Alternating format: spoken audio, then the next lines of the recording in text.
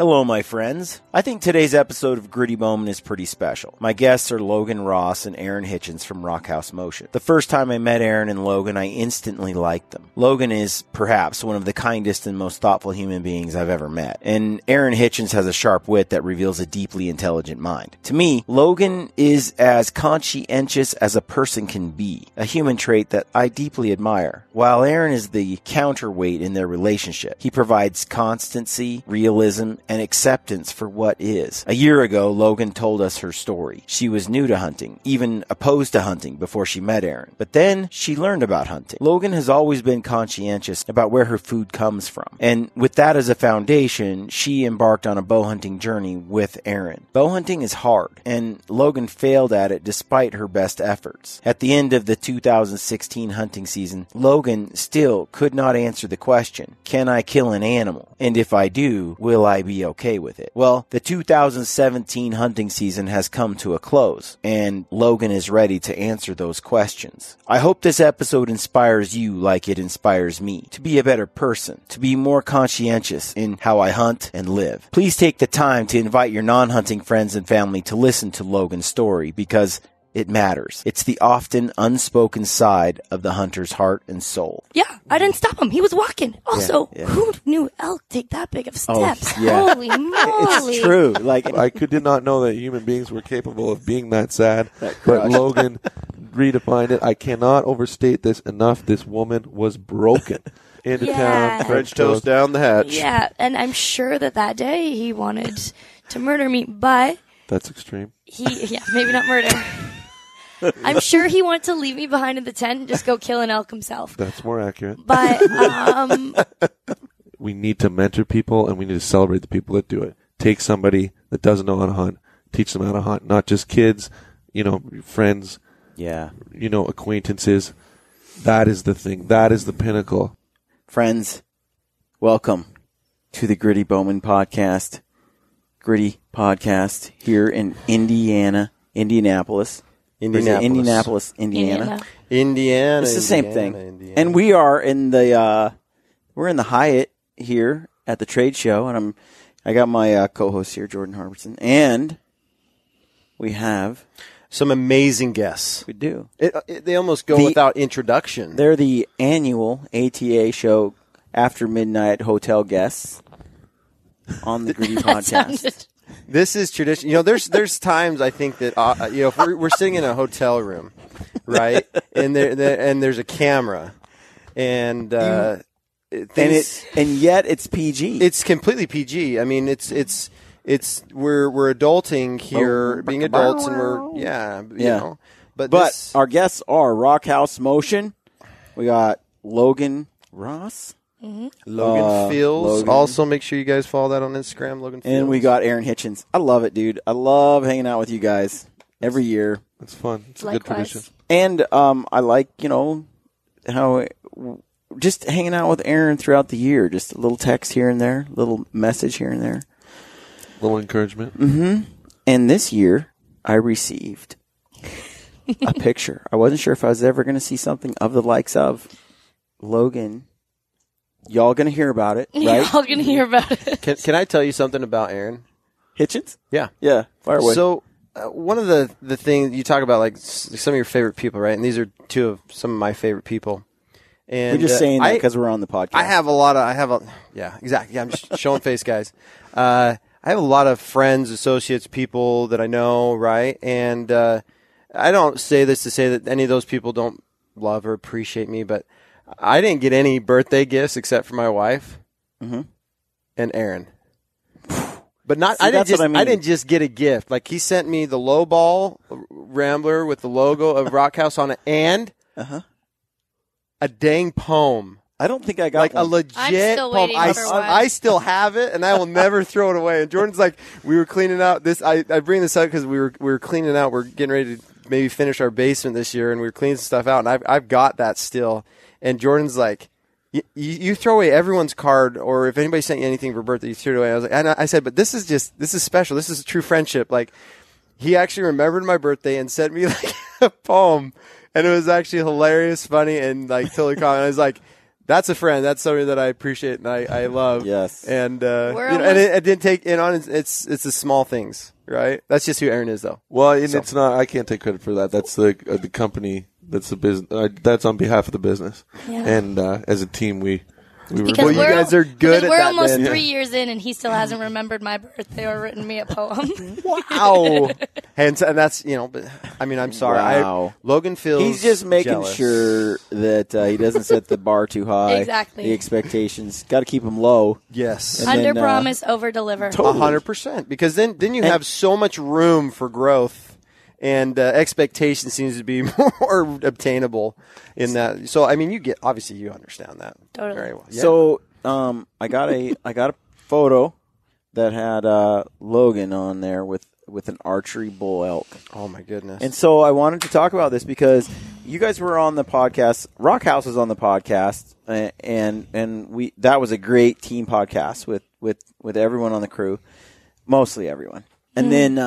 And then here we are. We did one with you and Dustin last year. You guys and Dustin Lutt, and we talked a lot of it was about relationships, and hunting, and it's just the strain that can hunting together can lead to. You guys talked about that, and that's a great episode. And on there though, you shared, Logan, some of these struggles that you experienced. There were a lot. And what I really appreciated about it was how important, what a goal it was for you to actually be successful with a bow, right? And so you're trying, and it's like, well, I didn't do it this year, but I'm going back at it, and I'm like, well, we need to revisit this year after year, at least until there's something good something till it happens. Till it happens. And this year it happened. And It it happened happened. in a big way. It did. So y'all gonna hear about it. Like, we want to hear about it. We want to hear this is it. Like, that was one thing I told Brian is I'm like, I want to hear this. This whole story. I want Please. to turn this time over to you, and I want you to tell it well. Don't just skim over it. I want details. I want to feel like I'm there. Transport us. Don't in give me Rockhouse ESPN fashion. top 10 plays. I want And I would the game. I would like to see at least Logan cry. If not Logan, In then this story, Aaron will be the one that cries. I will. all right, let's get in. What happened? But dude? just remember, you have 3 minutes. Yeah. No, this is going to be fun. Do you want to take it off the Yeah, start? so we live in Alberta, and last season was my first season, both of our first season hunting elk, and I shot a bull the first day that I hunted without Logan, and she was up first to shoot, and then she went and visited some friends in New York City, and I was able to hunt on my own, and I killed a herd bull at 11 yards on the first day. It's like, what? No. What day? Yes, what? but no. September? September 20th. Okay. Yeah. Around like 7:38 a.m. All right. Yeah. Time of death. Yeah, time of impact. I didn't see him fall over, but it was incredible. And we came back and we had a great hunt with Logan. After that, she had an opportunity at a bull at 40 yards, and it was I squandered it. squandered. And then just learning experiences. So we go through the off season, really looking forward to hunting elk. That's the primary focus for us. And I was actually lucky enough to hunt caribou in Quebec this fall, and I get back from that, and we're going to turn around and go straight out elk hunting. And Logan's like, call me when you land, and I'd been out of service, and she had bad news because region of the province that we put all of our research into and done all of our hunting most of our hunting last year, where we had sort of a list of places to explore and hunt, was completely closed to all access because of a fire ban. So we basically start the season at absolute ground zero and having to find a new place to hunt. So we spent about a week in one portion of the province, had limited success finding elk. We did find a little herd, but it was kind of on a property line. We're dealing with some boundaries, and it's tough weather. Just to me, the worst weather to hunt in is just a nudge below freezing or right at freezing and rain. I take snow all day. I'll go out when it's as cold as it gets, and it doesn't, at least for me, it doesn't really bother me, but I find that rain is, and that precipitation around that temperature is tough. So it was wearing us out. I mean, I'm really good in the cold physically. Logan is the worst. She is. Yeah, I don't do too well with the cold. I try. It's just I get cold. So, gear was a really big focus, and Life-saving. like the whole idea of building a layering system. We were sick of gear, and I like to build a layer that's going to work, or like a system that's going to work for me. Logan likes to take all the layers, put them on, and just wear them the whole season. Every day. All day long. All day long. Doesn't matter if Rain, it's early. sunshine. Nope, doesn't matter. Yeah. All of them. So the weather was beating us up pretty well. We had 3 bear encounters in the first week, so it was getting nerve-wracking. Yeah, grueling. super nerve-wracking. And then just as we started to figure out sort of what was going on, that part of the province closed. The season had ended. So we regrouped and explored a couple other areas unsuccessfully, and we were kind of, again, instead of hopefully setting up a base camp, hunting out of it, we were scattershot all over the place, just trying to find elk, because desperately looking for where we could hunt next. Yeah, we were in a bad way, and then the place we could hunt opened back up, the place that we'd known about. So we went back down there. It was like the Amazing Race. Like, as soon as we heard that it was open, it was like, get in the truck, let's go. We're like, so I packed down everything. Yeah, Logan's like, I'm like, do you have everything we need? She's like, yup. And I'm like, do you have food? She's like, yup. I'm like, okay. And we get down there and get in, and I'm like, all right, well, what do we have to eat? She's like, Mountain House. I'm like, what else? Mountain House. I just brought Mountain House. Okay, I wanted to get there. I wanted to get set up. I didn't care about what we were eating. I wanted to get on my flipping elk. So that was the fastest thing to pack. Just took the whole entire bin. shelf. Just So I'm like, yeah, okay, there's at least it is all going to be out of a bag, but at least we're going to have a diversity of flavors. So Nope. I lay it all out, lasagna. There's only one worth eating. Yeah, the lasagna. All of it was lasagna. But it was there was like one chicken I gave you a couple of teriyaki. chicken teriyakis. But all you brought was lasagna for a week? Mountain this House was lasagna. Yeah, pretty was much. It was 3 meals a day, Mountain House lasagna for 10 days. for breakfast, lunch, and dinner. Yeah. Yeah. Wow, Logan. That's hardcore. Yeah. I feel like I'm really great in the kitchen, right? Yeah. There you go. Yeah.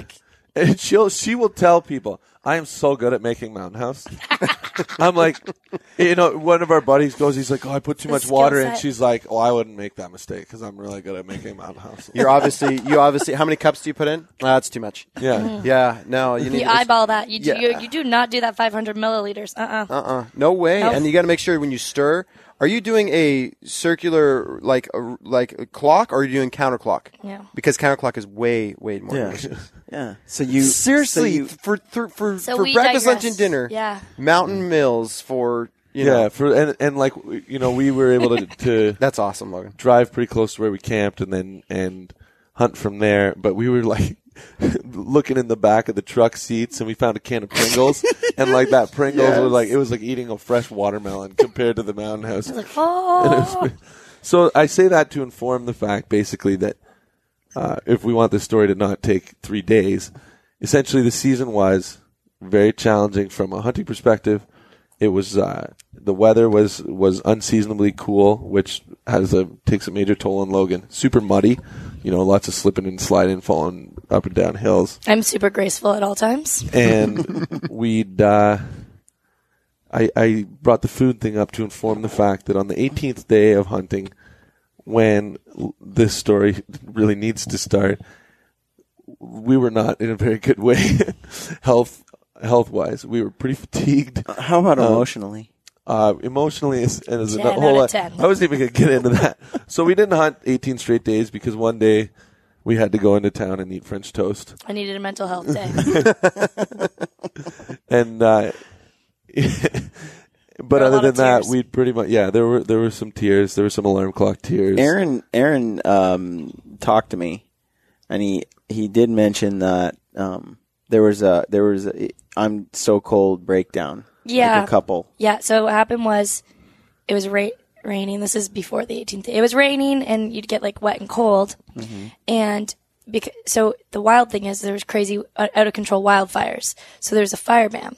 So it was raining, but the fires were still raging. So you couldn't have a fire. So you couldn't dry your clothes. So one of the mornings I woke up and like everything was like practically frozen, but not dry. Like it was damp and cold and frozen. I was like, I can't do this today. I can't do it. I need French toast. So my comfort food. Yeah. I need French toast. So I had like a full-on breakdown one of the days, and we went in for French toast and to the laundromat and dried all my clothes and Aaron's clothes. But once I was reloaded with the French toast and had dry clothes, like I was good to go again. But that was a hard day. And then in a moment of just desperately trying to diversify our food source, we went into Subway, and there's a sub that keeps, in my opinion, if you get a buffalo chicken white flatbread with spinach, cucumber, and green pepper, you can eat it like 3 days later, and it's not that gross.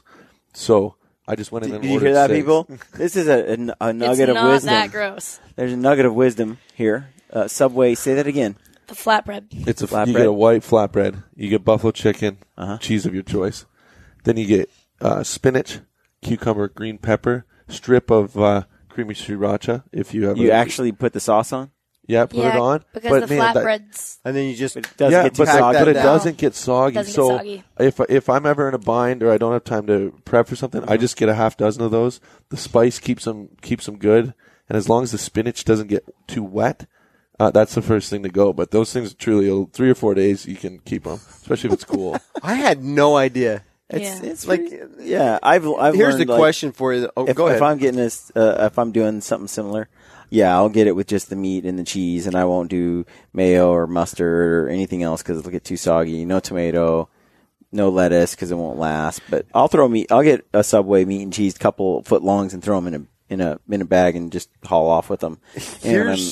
Generally, I try to stay off bread, but when I'm out there hiking as many miles, I mean, my body's I can't keep also a the temple. weight on when. So Here's my only concern with like Subway. I've never done the Subway thing. I didn't know this was a thing. Oh yeah. Man, my only concern is, don't you guys know, like when you go to Subway and you leave Subway, you smell like Subway? I love that smell. You love that smell? I mean, I don't know that the animals do, and maybe they do. I mean, you guys obviously had success. They did. They wanted the Subway. you Why? got to remember what We're you're in smelling, there for man. 18 days. Do you think we were smelling like? I'm just kidding, but Look, here's the it's a deal. lot better than lasagna from a mountain mill for I'm just 18 gonna bring, days. I'm going to bring up a fun fact for people that are listening. We're in the hotel on the 8th floor, and the moment we walked in the door, Aaron says, "Hey, can I use your shower? Yes, I want to wash true my story. butt. It's a little, what did he say? Stinky and dirty? It's No, I that's need to a feel bit of it. refreshed before we begin the show. Yeah, I just need to And I'm like, freshen up. sure, brother. Help yourself. Yeah, I So, Scent, you are I don't. fastidious. Yeah, so I Fastidious. basically, I don't smell very nice, and so scent control for us is an absolute non-option. It is not optional. It's whitetail play to hunting. win. Whitetail hunting is a different story, but yeah, Yeah. I mean, Yeah. yeah. So So you guys load up on Subways. load up on Subways. And throughout this story, I want people to understand that we make light of Logan's, emotional stability. Volatile emotions. how this Logan is, feels. This is a tough hunt, and it's public land, general tag, over the counter, elk hunting. Logan's never shot a big game animal.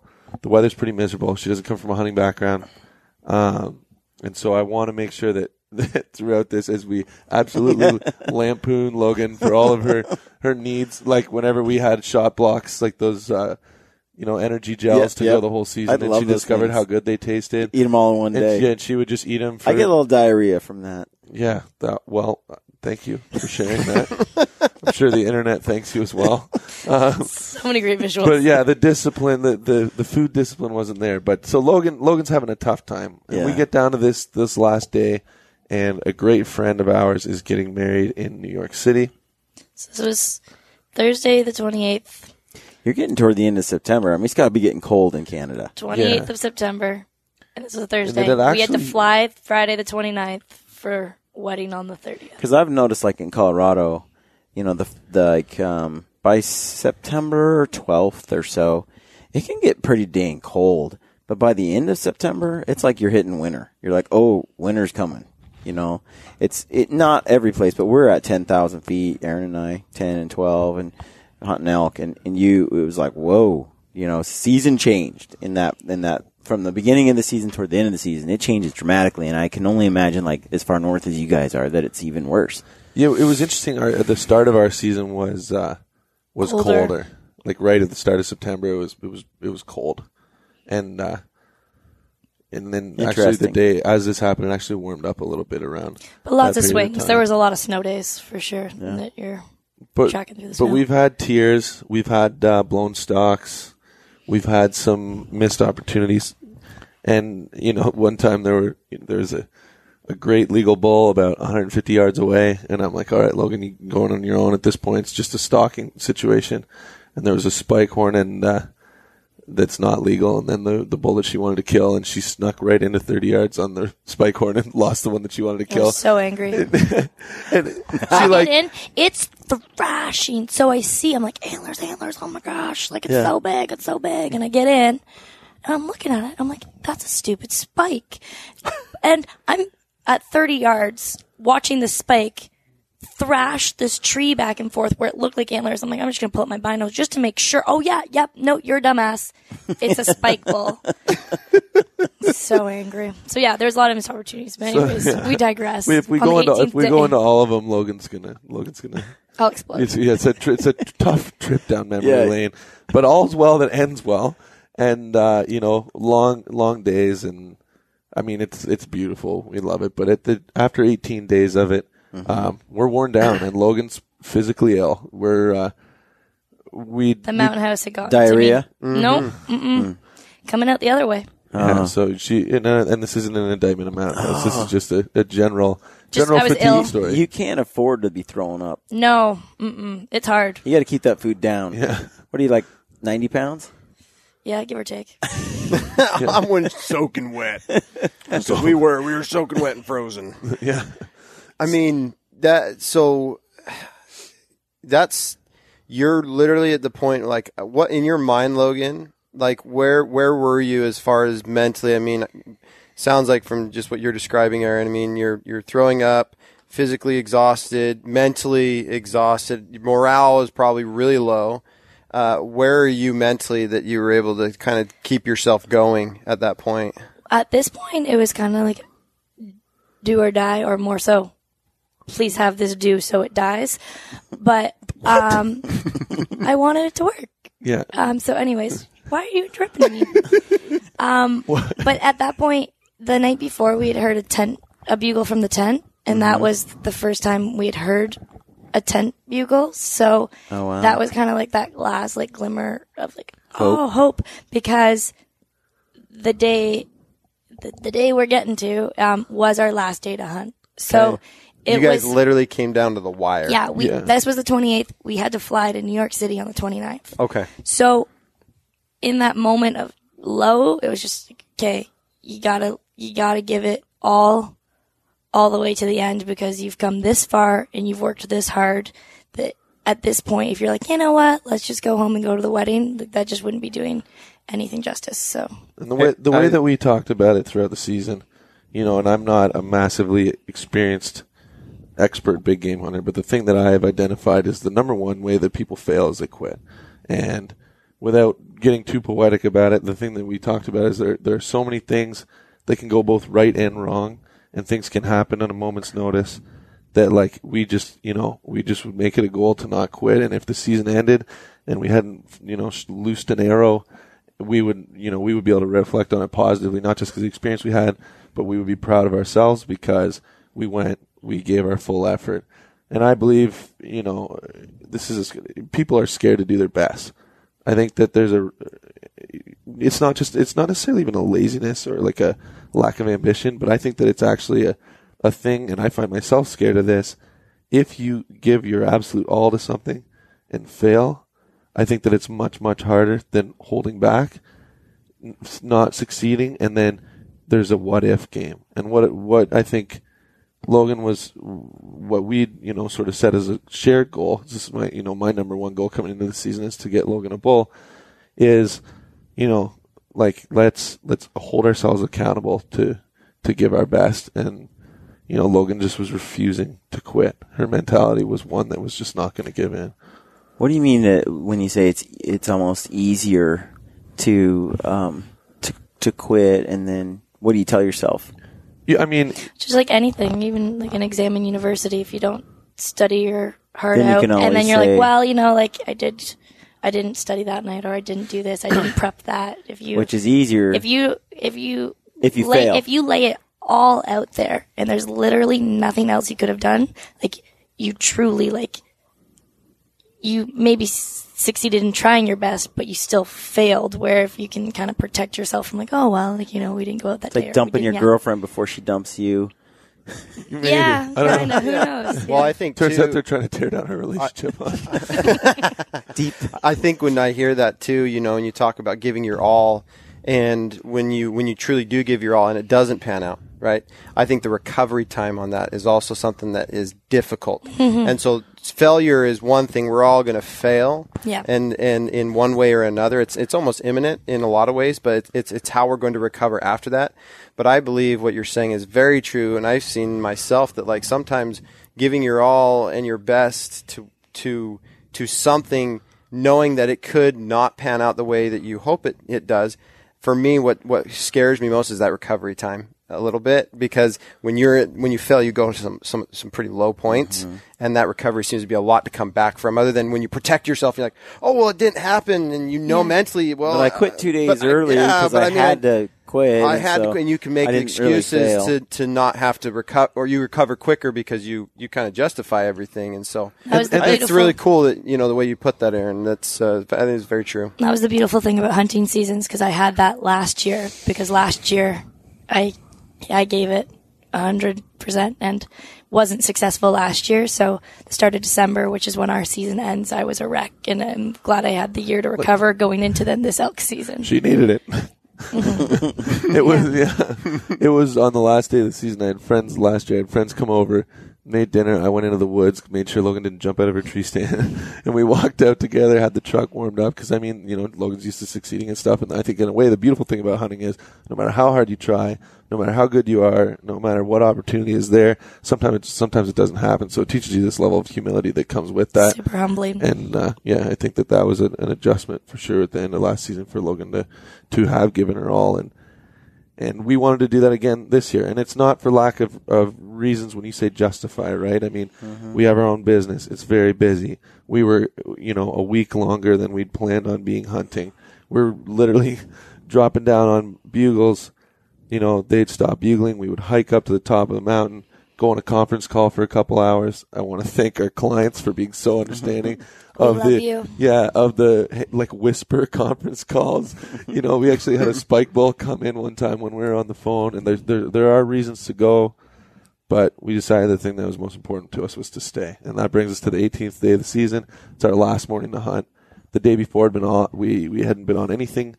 There was a herd that we'd been on. Logan and we had an incredible experience with a really, really great bull, and it was just about 80 yards from Logan. Yeah, I was out of my range. And she's not comfortable taking that shot, and that was it. Was I find it's hard whenever you have such a close call.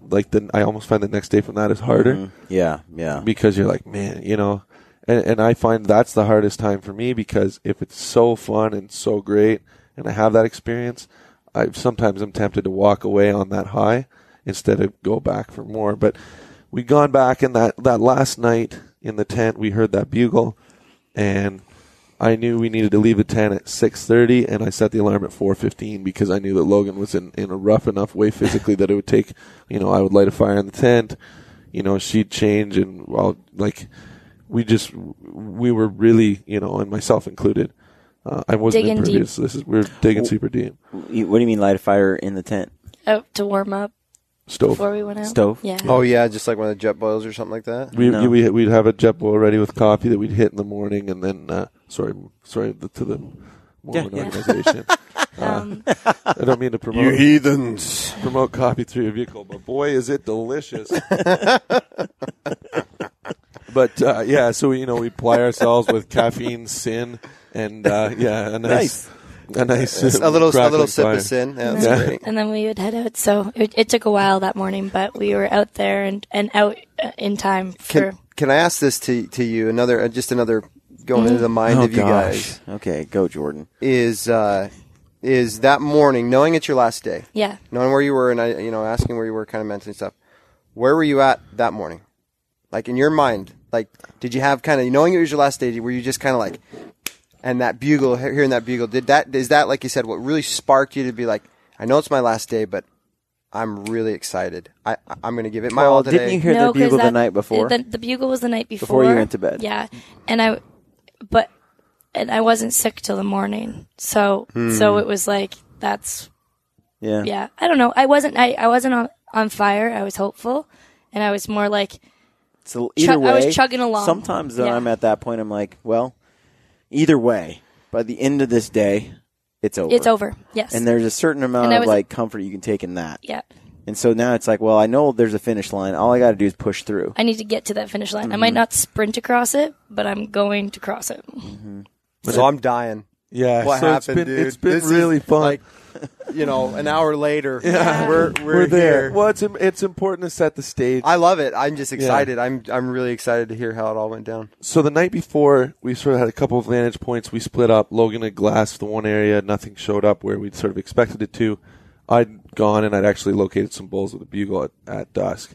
So I was feeling optimistic. And in the morning, we got them to sound off again. It was amazing. So they're talking. We set up, and it took a while to get out of the tent. Aaron bugles, and instantly there was an answer. And that, we hadn't had that many mornings. I really full on, from being, somewhat flatlined in the morning, it was like, now it's go time. And they were directly, down the valley, downwind of us. And Aaron's like, okay, well, what should we do? Well, it wasn't what should we do. It was more, hey, hon, the wind is absolutely perfectly wrong for us to make an approach at this point. She's like, this is to paraphrase for families listening. Well, if we're screwed, we're screwed. We're going for it. We either are or we're not. So we're going for it. Yeah, that's a good way. Yeah, that was it. Mm-hmm. And there's lots of beautiful quotable moments. And that was one of them. So we went for it. We went for it. And so we're on this, we're headed down this valley, and there, like everything else, there's a boundary, and essentially, they're coming up to bed. We're dropping down on this herd, and the wind is awful, but we're sending it. And I'll send it. Dude, Logan, it took until the 15th day of the season for Logan to believe that they actually smelled you. Don't get sidetracked. Say the story. No. Go. Yeah, but she didn't believe it for real. She was I do now. And then we basically she's sitting there, and it's hard to imagine hit the wind and just it's hard to imagine that we just had a conversation about that with Andy Stump today, and he's new into hunting, and he's like, he saw an elk, he's like, we got an elk was coming in with him and John Dudley charging in, and then the bull just turns and runs. Mm-hmm. And Andy's like, well, dude, what happened? He was going to walk right here and I was going to shoot it. And he's like, well, the wind. And he's like, what? The idea that an animal, that the wind, something invisible is that privy to can scent, change and then destroy it all doesn't make sense when we're such visual. If you haven't hunted your whole life, it's hard to realize how important the wind is, and that you're constantly paying attention to it as a hunter. And for people who are new to it, they're just like, who cares? Just go straight at it. It's right there. You sneak up on it. No, you don't sneak up on it if the wind's in the wrong direction. Yep. And last day, Logan, she didn't care what direction the wind was in. No, we're because going. the wind And kept sometimes changing. you need that. It just kept changing. So the thing is, we didn't have time. I think about how many times a hunt would have been, how many times I've succeeded when I've just said, I can't control the wind, I'm going for it. And that's let that be a lesson, because We could hunt until 10 a.m. that morning. That was our cutoff. We ran all the scenarios of shot, recovery, pack out. We knew when we had to get to the airport. We knew we had to get home. 10 a.m. was call time. And, so that's it. It's over at 10. So Logan was in the right, in hindsight, and we charged down the valley, but as they filtered off to the beds, the bugling quieted, and we sort of lost track of where the bulls were. Couldn't close the gap. Then we glassed 2 up. On the opposite side of the valley, we hike down, we hike up, and they're both spikes, which aren't legal. And so we sort of collapsed on the ground. I was so dejected. Yeah. And to paraphrase once again, Logan goes, "What time is it?" And I'm like, "Oh, it's 8:04." And she's like, "That's too soon to stop bugling, you silly animals." Silly animals. And at that moment, this perfect, beautiful bugle echoes from across the valley in response to the sentence. It was literally like he heard me and was like, "Ha ha ha! Watch this." It was wild. I was floored. So again, back down the valley, back up to where we just were. Lots of walking that day. We're kind of like half shuttled jogging. We get in there and kind of set up where we think kind of could be. And Aaron's cow calling. And I'll let you. Yeah, so I love calling. The right amount, not too much. Before you jump in. Aaron calls away. The right amount. I love that. That's the, last year, that was funny on that podcast. Yeah, so as this story goes to show, I measure my calling appropriately to the scenario. But I find with elk calling, it's weird when you're cow calling because it's so repetitive. It's like, you can't really say that much. And I was struggling with that, and I'm like, maybe that's why we're not shooting anything. So that day I was like, I'm going to commit to this scenario in my head of there's a cow in estrus, there's a calf that she's sort of pushing away, and there's another cow. And that's in my head, and it didn't need to be that specifically, but I'm like, I'm going to call as though I'm conversing in between those elk, talking back and forth to each other so that there's I'm telling a story. Right. And, Logan it's been really fun hunting with her because she's super perceptive and sometimes she creates insane opinions, but sometimes they're really great. But it's like, it's so amazing watching her perceive, see what she sees, learn from that, build an opinion. And I ask her, I say, "Hey, how does this sound? This is what I'm doing. This is my plan." She's like, "Well, the only difference is that when you cow call and a cow calls back, there's more time in between the notes." So I'm like, "Oh, it's interesting feedback." And so I try it. Meow. Meow. Just scream up the valley, and this bull answers us. And it was just this amazing moment where not only did they answer Logan when she challenged him for quitting bugling too soon, but she gives me that bit of feedback. We sort of work together as a team to create a new calling approach, and the bull answers. He likes it. Yeah, he does. So we start going that way. He doesn't answer back in. Aaron's like, "Okay, I'm gonna bugle." Aaron bugles, and he cuts off Aaron's bugle. It was yes. Oh my goodness. And I turn around because it was behind me and behind Aaron. I turn around, and Aaron was like a baseball coach, running the bases, arms swinging, get running. And this point, he is fired up. We can make as much noise as we want. Right. He just cut off Aaron's bugle. He thinks there's another bull. So we're just hauling down this trail, and I look, and there's these pine trees, and I just see tines. An elk is right there.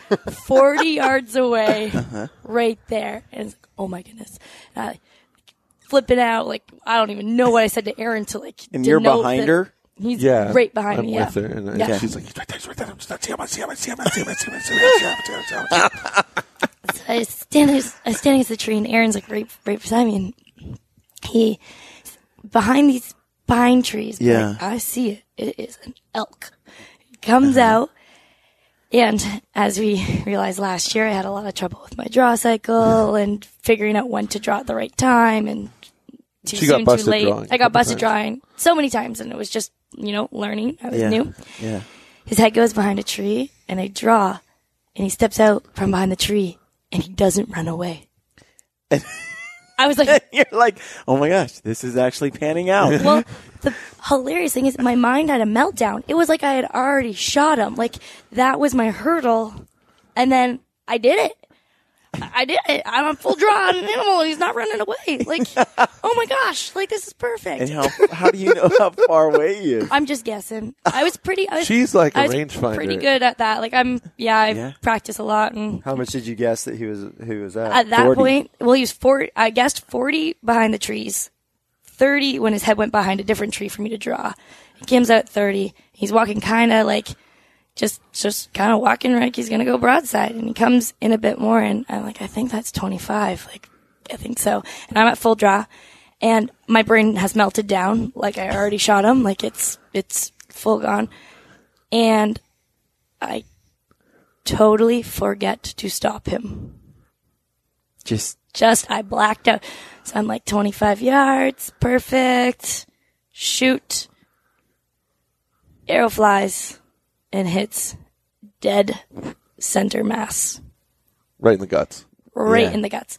Not in the lungs. Not where it needs not to. in the liver. No, like Nope. right in the center. And I'm like, Because you shot him in stride. yeah, I didn't stop him. He was walking. Also, yeah. who knew elk take that big of Oh, steps? yeah. Holy moly. It's true. Like, and you're not like Shoot. heavy poundage long draw. No. So, So there's a little lag there. Yeah, so I hit him dead center. And Aaron, I actually didn't, it sounds silly to say, but like I didn't acknowledge I was shooting at a moving elk. Like I had just, yeah. I was so caught up in that moment that I'm like, here it is. Like, here's my shot. He's broadside. And I forgot one step. So Aaron takes out his phone. He starts to like film thinking I'm going to lose my mind because I just shot my first big game animal. Mm-hmm.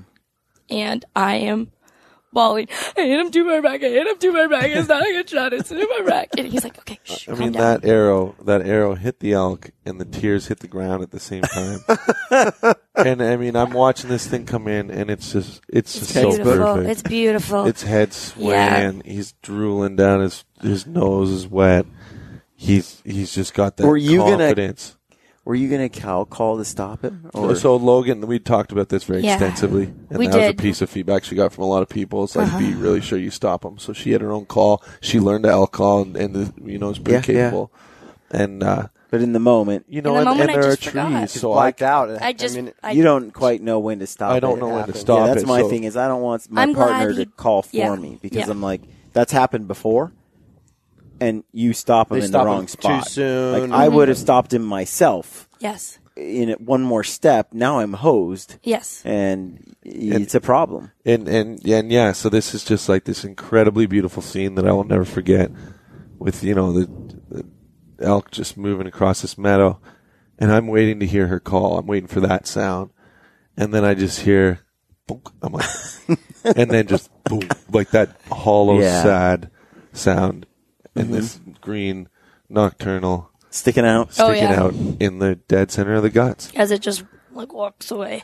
And mistake number 2 Did is it didn't run? No. What happened? Like what? Like he took it and then he just kind of. he It ran. it ran a bit and then it ran And then I cow called it ran a to bit stop and him. To stopped. to stop him. Okay. And again, meltdown. There's lots of learning again. He's about that- 45, that quartering I away. absolutely could have shot him again, but in that moment, I'm like, I messed up, and I didn't. You're not thinking about grabbing the next No. arrow and getting another shot. You're just No. you're just sitting there going, "What did I just do? I just messed this up." Yes, What? exactly. So there was mistake number 2. Yeah. So we That happens a lot to new hunters because I mean you're so devastated in that moment. You don't think it's not To over rectify yet. the It's not situation. over yet. No. Like don't quit until it's completely unsalvageable. Right? It's exactly. like you So I gotta learned keep that.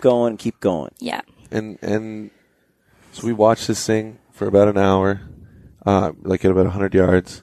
Then the wind starts to swing. And I mean, Logan is distraught. I cannot emphasize that enough. I have a cell phone video that you can accompany this podcast with. And, but she's just really sad. And it was hard for me because it's this moment that I look forward to so much. And I know that she'd given so much for. And that in that moment itself, there was not, once that arrow flew, there was not a Ounce of single joy. stitch of joy. It wasn't like, oh, well, he's going to, it's a fatal shot. That's why I kept telling her, babe, it's going to die. But, you know, it was really super sad, but it was also admirable because, you know, it was very clear that Logan took her responsibility to make an ethical shot very seriously and was extremely, extremely disappointed in herself that she wasn't able to do it. So an hour after the shot, the wind starts to switch. We back out, and we basically... You saw where he laid down. He didn't bed. He walked away. He's just still standing there. But the wind's about to swing, and we're like, we got to get out of here. He's not going to die for a while. It's super dry, so I don't think we can make a stock to get another shot, an arrow in him. Now that he's not thinking about running anymore and susceptible. So we go and we break camp because we got to go. Because our 10 o'clock deadline is based on, you know... it dying and packing it out. Yes. Yes. And so it's not dead yet, but it will be. So we give it that 6 hours. We pack up camp. We go back into the site of the shot. We recover the arrow. She got really good penetration. She's shooting like a single bevel dirt nap, and I really like those heads, and they penetrate super well. She's got it. She's revised her arrow setup since that. She's gone heavier. Her arrows were probably a little bit too light, but Derek at Smoky Valley Shooting Sports got us all set up in Kansas, which was amazing afterwards. The great mid-American bow shop. And Logan goes in. I don't even go with her because I'm just like, you go, you tell them what, and they. So there's more confidence in the equipment now, but basically, she got enough penetration, but she didn't get a pass through. So we go to where it was standing. There was no blood. Yeah, I'm not surprised. Not even surprised. 2 drops. See, I was surprised because I'm new and I don't know things. Yeah. So all I see are these photos of blood. Of blood trails. Blood trail to your animal that you shot. And I'm like, roll out the red carpet. I'm like, where's my blood trail? Where's my elk? Like, this is not how it's supposed to be. This is not what the internet says again. Oh, you can really go for some French toast. Exactly. Well, and I'm here to tell you that she shoots that bull, and in the 6 hours, we call people, the people we trust. We call our Rockhouse, or Matt and Dustin. We talk to my dad. We call around at people.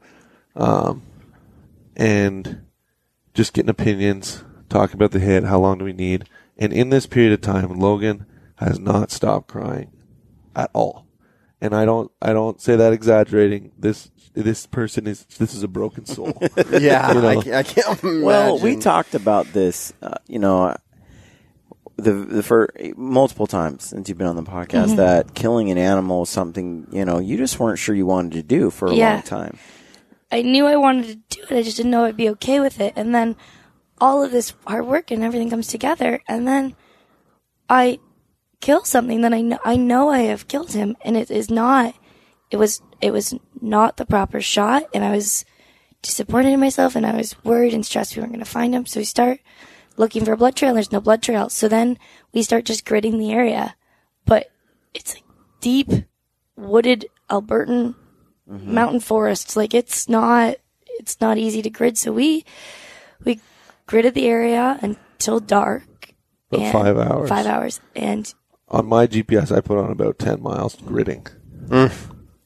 And we didn't find them.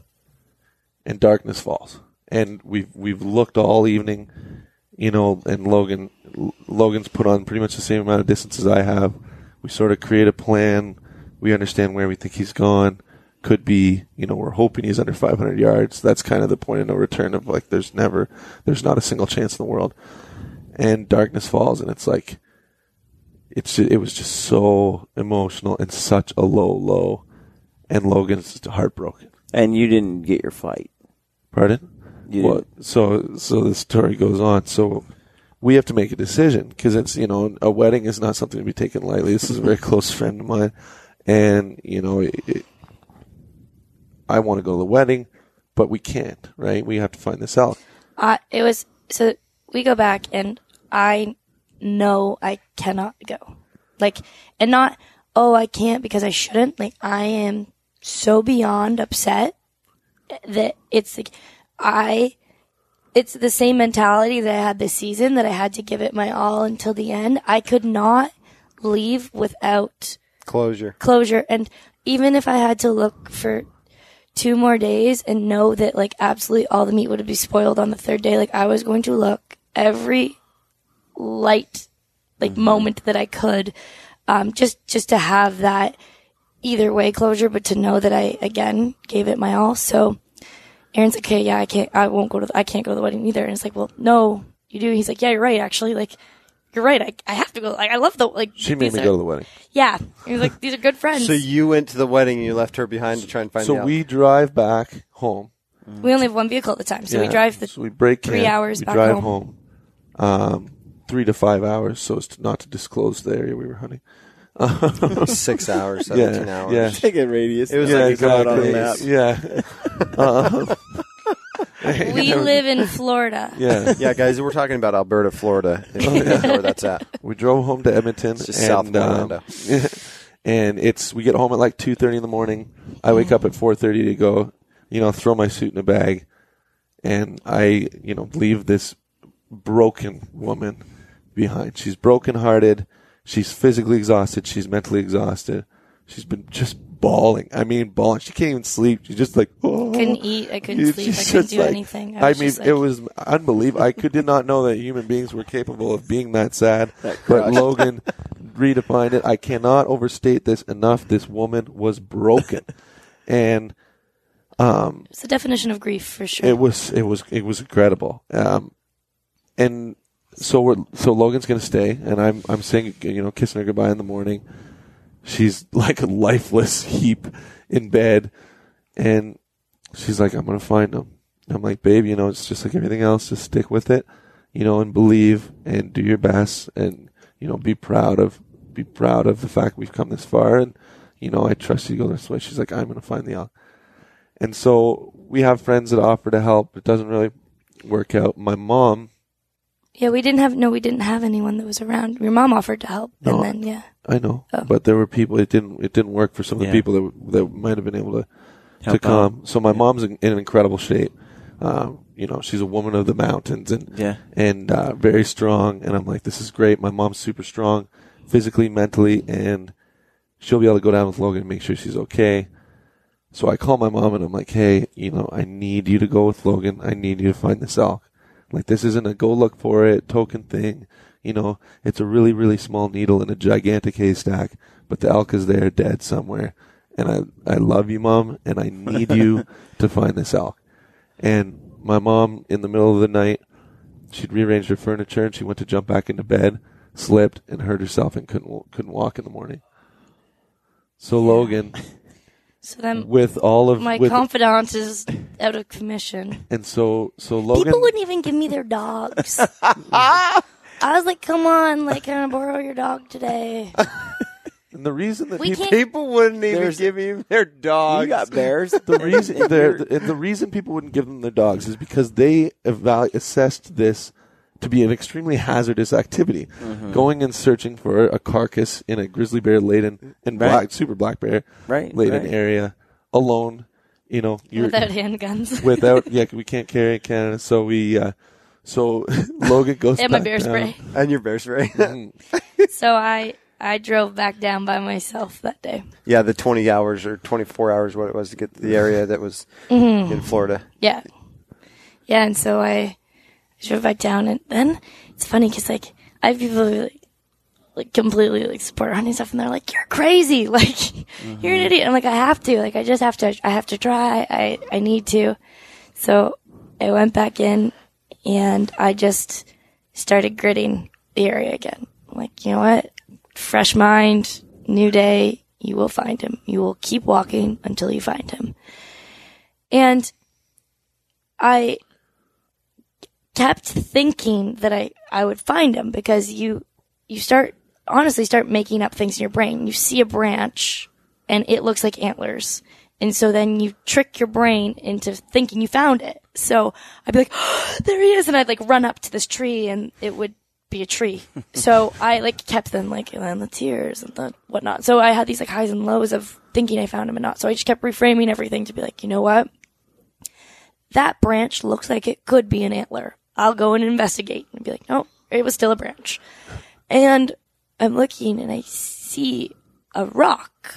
I'm like, wow, that rock looks like an elk. That rock looks a lot like an elk. And it was through these pine trees, and so I'm walking up to it, and it was kind of blocked. I walked through the trees, and it was my elk right there. I was seeing like kind of like part of its chest, just its chest, not anything else. And so it come through, and he's there, perfect. Like coyotes hadn't gotten him, wolves haven't gotten him, bears and cougars. Like he was there in his entirety in this like peaceful, perfect moment, and I just was so overwhelmed with emotions that I was fortunate enough to have the opportunity to have a shot at him, and then fortunate enough to find him afterwards. It was just by yourself, absolutely overwhelming. By herself, and this isn't a close thing. This isn't on the side of the road. She went back in, hiked. Hiked a long way in, found the spot we shot, found the spot that we talked about it on the where he'd go, and it was a warm day, and I'm sitting in the airport at New York City, haven't landed, and I get an inReach message, and it just says I found him. And this is the part of the podcast when I start crying because that's the story. She wanted it, and she refused to quit, and she had every opportunity to give in, and she didn't. And she's this is the first time she's ever shot anything, and here she is in the mountains, a world away from everybody else, just doing everything she could, and she did it with my elk. And yeah, so she sent me a video, which I'll send you to. It's pretty good. Of she's just overjoyed, and it was really interesting because when she shot the bull, she was so disappointed right away. She was like, I just feel no matter what happens, this is going to be sad, because if I find him, he's going to be rotten or whatever, and like the moment is lost. We worked so hard and we never got that high. And the best thing for me was hearing her when she calls me in tears, surprise. And me crying, what? Yeah. No. And she describing the way that all of the emotions that she'd wanted to feel when the arrow hit, she felt when she walked through that little bit of pushed those branches aside and found that bull, that she felt that rush. And we were describing it there. We were at another wedding recently, and I overheard Logan talking to somebody about hunting and trying to explain it. And I thought it was really interesting because she, not really coming at it from an angle of cliches, said that it's the physical rush, yes, and it's an emotional rush as well. And she described it as jumping out of an airplane and falling in love at the same time. And I thought that was like a really good way to put it. And here's this woman jumping out of an airplane, falling in love, and sprawled, cuddling a carcass in the middle of the Alberta wilderness. Yeah, I had my moment. It was amazing. And then I was like, okay, wow, like, it happened. We found him. That's a big animal for 90-pound Logan. You guys are giving me too much credit. I'm more than 90 pounds. But anyways, so my girlfriend, she is awesome. And she's like, I have to work, but I know you're going to find him, and I will come help you get him out. And she doesn't hunt. So she's at her desk Googling how to quarter an elk all day. Oh, that's awesome. So I can find it. That's a good friend. Oh gosh, yeah. Great friend. And I climbed to service at this point away from the elk, just because, again, I'm by myself, and Aaron is letting people know that I found him, and we have a friend that we connected through social media. Well, before this, Logan's like, well, all right, like I'm gonna butcher him and pack him out. I'm like, okay. So she's like, well, what do I do? I'm like, it's gonna be tough to quarter him on your own, and what are you gonna do with those quarters? So I'm like, just peel the skin back, cut off as big a chunks of meat as you can, shove them in your backpack, hike down to the truck, dump it in the truck, hike back up, cut off more meat, put it back in your backpack, just daisy chain Mountain Ops Blaze. That's what I'm talking about. Just I got a pill bottle full of Blaze, full like you guys were just, I can imagine just so blazed. Yeah. Totally. Just keep popping them and doing meat laps. And thankfully our friend Dan Inbosch, he and his wife Sherilyn had one day, she's pregnant, and then one day that they were going to hunt together, and they had everything all planned, and he caught wind that Logan had killed. We'd not met him, never met him. And he's like, told Aaron, tell Logan I'll be there in an hour and a half. And so I didn't realize, I didn't know the whole backstory because like he's talking to him. I'm just kind of like emotional, whatever, like sitting on this ridge top being like, my gosh, my life is complete now. And, and he's like, okay, Dan's going to come meet you. Like go back to the truck. So you like, you can meet him and you'll like have to like then hike back in to your elk with him.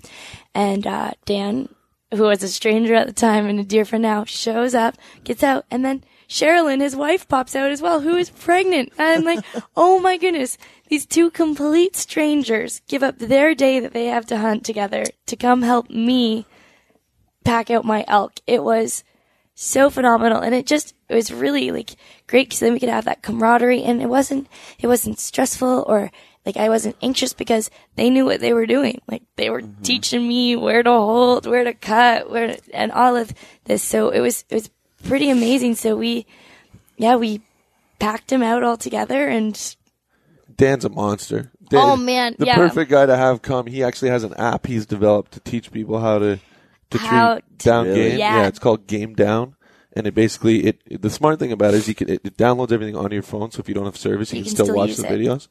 Wow. And, so awesome. It's a cool thing. So this guy, like the app developer of how to deal with down to backcountry big game, comes and helps me with my elk. Like, what is my life? Like, are you kidding me? Gigantic. How did I get this fortunate? Like, I lived about a 180. Oh my gosh, I know. Yeah. There's a 180 from everything. It's because of their relationship with their Mormon friends. Yeah. Thank you, Mormon Jesus. That Mormon Jesus and those Mormon friends of ours really blessed our lives. Look, we must be living right. Let's take credit for this. Yeah. All right, so sips coffee. Because you asked me before the podcast, was that the best day of your life when you shot your elk? And I'm like, well, the day I shot my elk was the worst day of my life, but the day after when I found my elk was the best day. So it was really cool because so then I'm driving back home, and it was an undisclosed amount of time to drive. And another friend calls and is like, hey, stop. Don't drive all the way home. Go to my parents' house. It's at the halfway point. Go to my parents' house. You're tired. You're a wreck. Don't drive all the way home. So I'm like, okay, sounds good.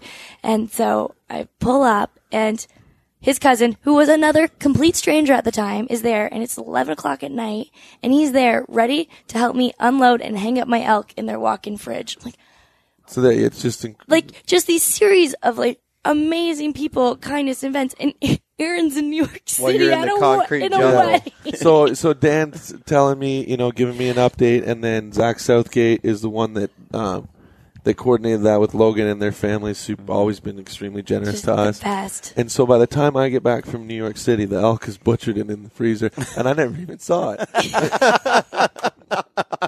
Just a photo. Yeah. And Dan did an incredible job with the photos. It's hilarious because people are like, man, those are some of the best photos you've shot. I'm like, yeah, that's deeply demoralizing. I'm like inReach texting him. It's like, use this setting, and he's just like, oh, cool, boom. Gets a Diverge hat out of it, so he's pretty stoked about that. But it's like an incredible testament to the network of friends and just the hunting community in general. I was just going to say how incredible is the hunting community. Oh, like to rally together, and it sounds like this Dan guy you met through social media. Yeah. So how fortunate is that too? That like that connection was made, that opportunity happened, and like that all came together. Like that's special. It's special. That you got back and there's the elk. Yeah. Oh, but like you said, when that message, I can't imagine you sitting there in the airport and getting that message. Because I guarantee you were just stressed. I mean, this is a great time for you to go be with your friends and to celebrate their love and their marriage. It's like you said, you take that seriously. That's not something you want to miss. But you've also got one of the love of your life just back there. You want to be there with her and be there for that moment and help her. And that was a sacrifice you made, to do that. But then to get that message, you said, you started to tear up, brother. But you kind of made me start tearing up because I just think about my wife and an experience if I was in your shoes and how that would feel. So leaving her really behind cool. that morning was one of the hardest things that I've ever done. And then, there's an inherent risk involved every time you're in the woods on your own, especially, in bear country, especially when you're looking for a dead animal, these things, there's a risk standpoint, but just knowing how upset she was and not being able to help, like that's what killed me. But the fact that, she just refused to quit. You know what's so funny about this experience is it's so reversed, because usually it'd be like the husband saying, "No, honey, I gotta hunt. I gotta go get the elk," and you go to the wedding.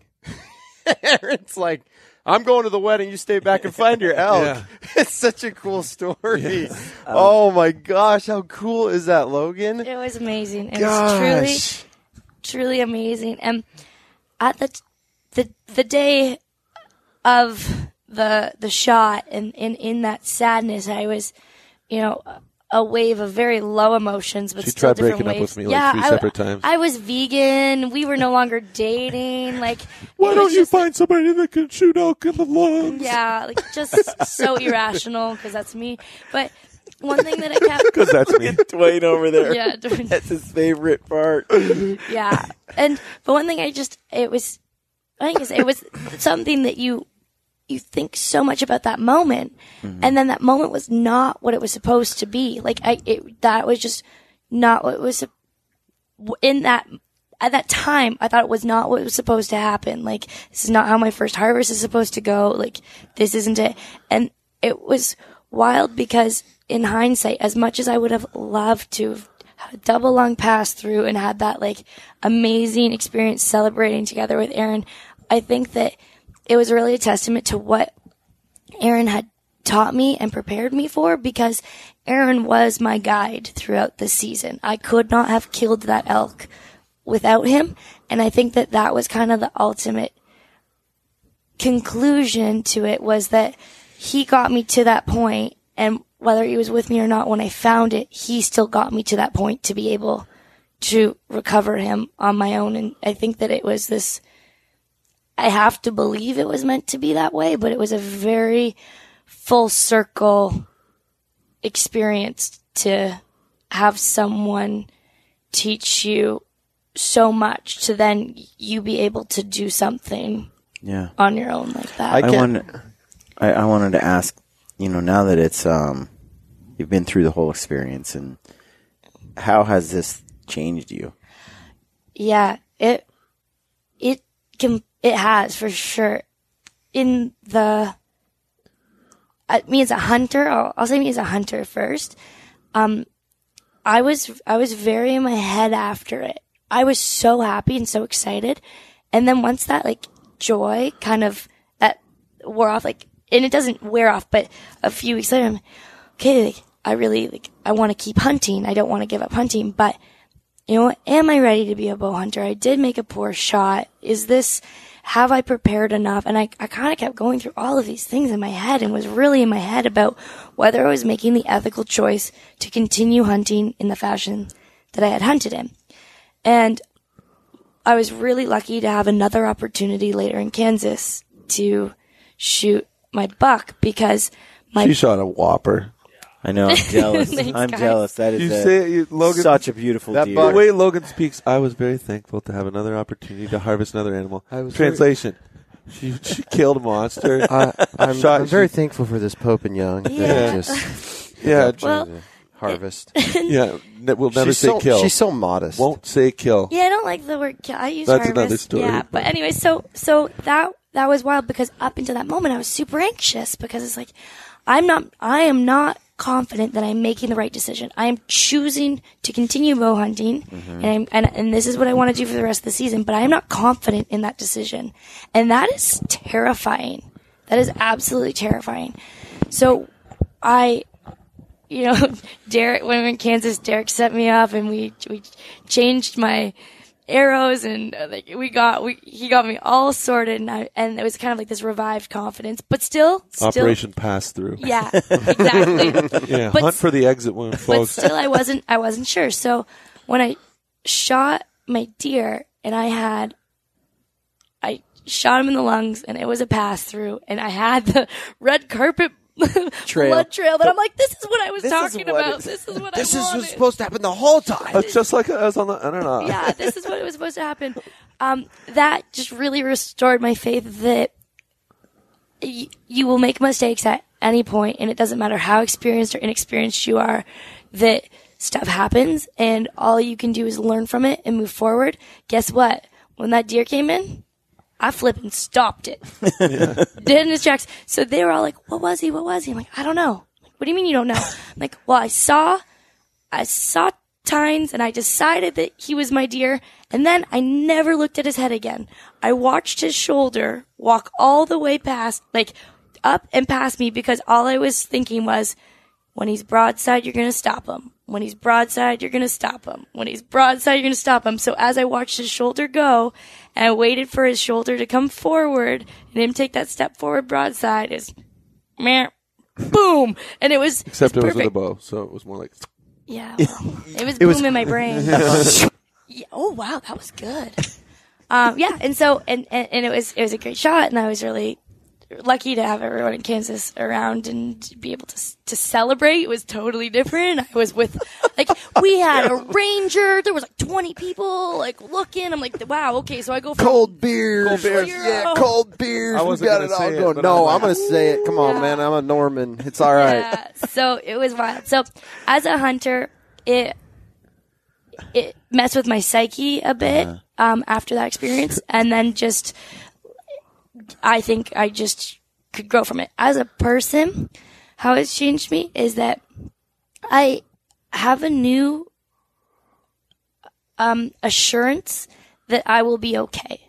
And it's weird because it's not necessarily like a confidence thing. Like, it wasn't that I, lacked it. It definitely is confidence building, but it was so hard and so trying and so devastating that I know that someone who hasn't gone through that might not understand the gravity of it, but coming through that and knowing that I could continue to finish what I needed to finish and accomplish the end goal of luckily finding him, I know I will be okay. Life can throw me anything, and I've got my elk. And it's not, I've luckily shot an elk. It's that persistence and that achievement that just don't ever, like, that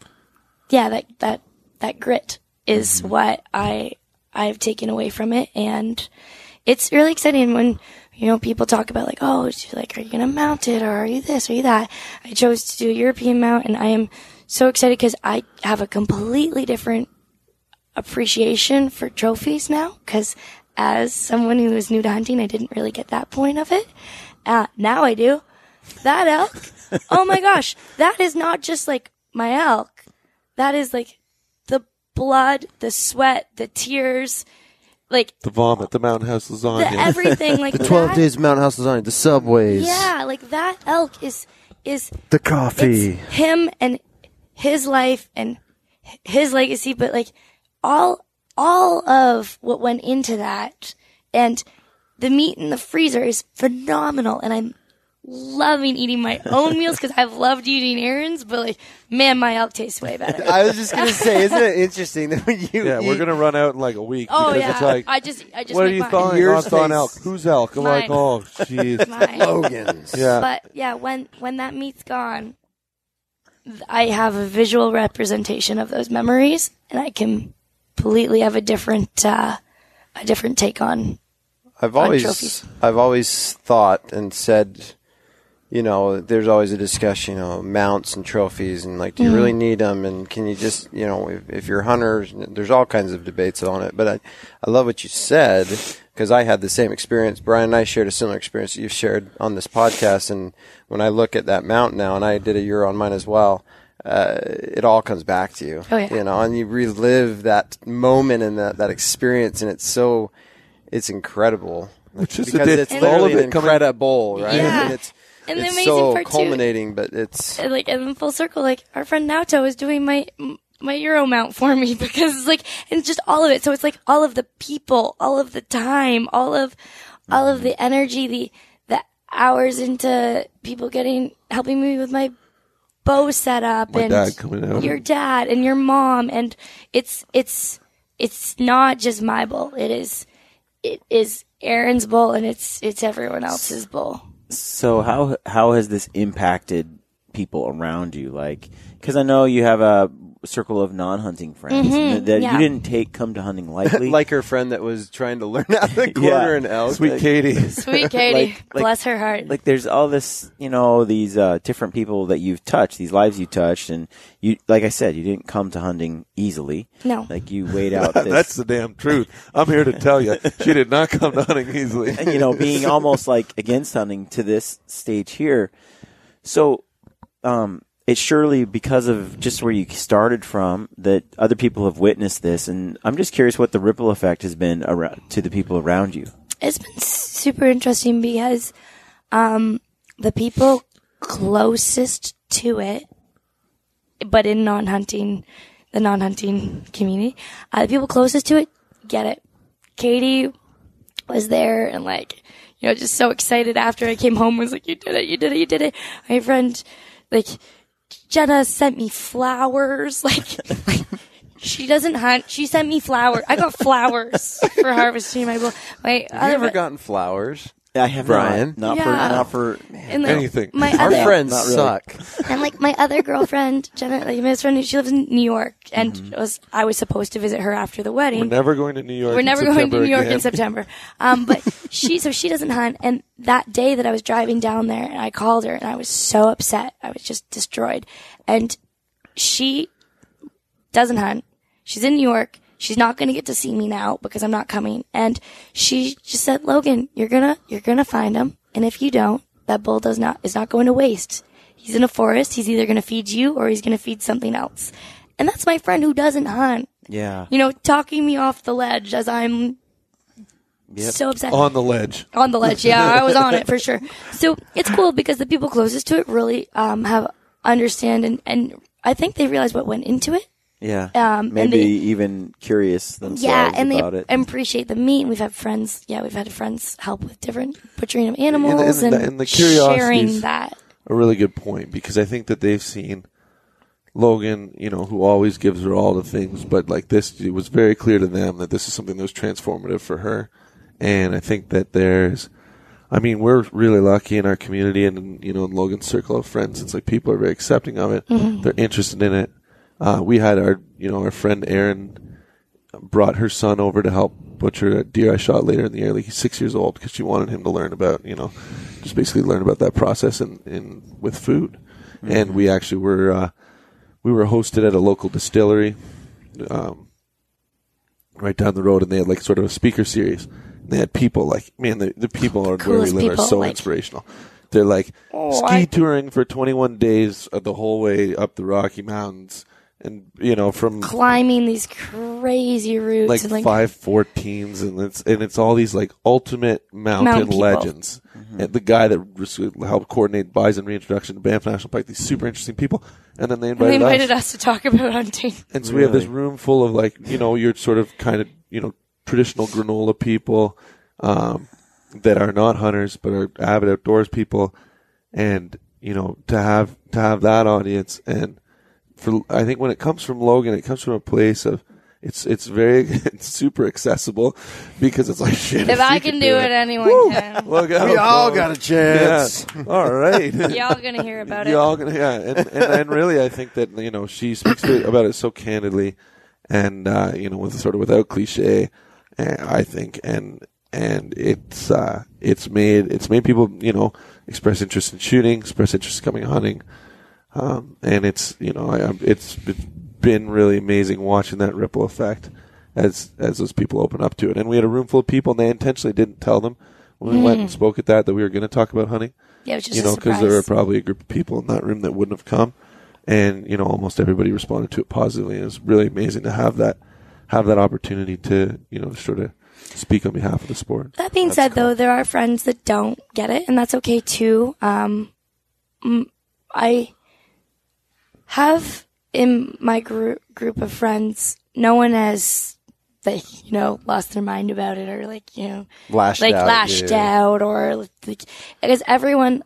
I am super fortunate that I have a really open friend group, but also too I think that people luckily respect my opinions and what I wanted to do, which is great. Mm-hmm. So it's I wouldn't do it, but you go for it. But I think that most of the resistance, I would say, or the tension is from photos, which is interesting. They like the people who don't like it just don't like seeing me smiling with a dead animal, which I can somewhat understand, but then it's hard because like I just wish that I could show them and have them feel what that moment is like, because it is such a joy that so many people in the world will never experience. It's so easy to misunderstand. A lot of people see those photos and say, like, that's the, you know, and understand and appreciate the happiness, and it draws them into the image even more. So it's an interesting, like, and polarizing thing. Yeah, it's one or the other. People are like, wow, that's such a natural joy. That's so authentic. Or other people are like, oh, wow, yikes. Like, you are, you know. I was in Alberta this year. Yeah, you beat us at a mule deer challenge. little deer challenge between us. It didn't end well for me, really. I shot a buck and I hit him in a bad spot, and he didn't die right away. You know, I hit him in the guts. He didn't die right away, and came back the next day.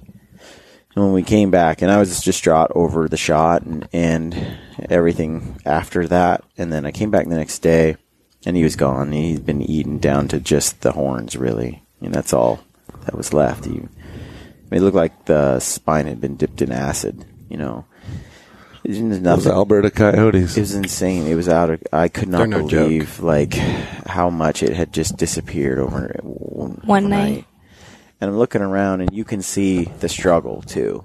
Like the buck did not just die, and then the coyotes got him. Like they killed him. You know, they didn't wait around. You know, and you know, and Aaron Snyder, he's pretty tough guy, right? And another guy, you know, Ryan Harder was there, and we walk up on it, and Brian Broderick, we were looking at the spot, and you can see the area, you can see where a struggle happened, and you're looking around, and you can see where they kind of messed around over here, and then over here, and then the deer finally died over here, and I'm looking at this whole thing, and it really, I really, you know, I've had shots go well and shots go poorly, but that was one where, and I know it's like Mother Nature doing its thing, but I also realized that buck was big and strong and beautiful the day before. And I'm the one that went up and made the bad shot. And so you're sitting there and you're like, I was thinking about it, you know, and maybe it would have died some terrible death anyway, because Mother Nature's cruel. But I know that I had it within my ability, and you know, to do a good job. And when you don't, and then it results in that, I think it's something that a hunter has to now, you know, cope with or deal with. And for some people, maybe it's easier, or maybe they're just a little more callous to it than others. But you know, Shane Mahoney, I had a long conversation with him, and he talked about how people that are outside of hunting, especially, and those that are in it as well, but especially outside, they don't really know those emotions when you're sitting behind the elk and you're smiling, right? And without this story and you being so candid and open about it, they don't really know the emotion that goes with it. And he's like, I just wish hunters would share this more. That let's say they do, they're distraught, they break down in tears over it. He's like, why don't we show that more?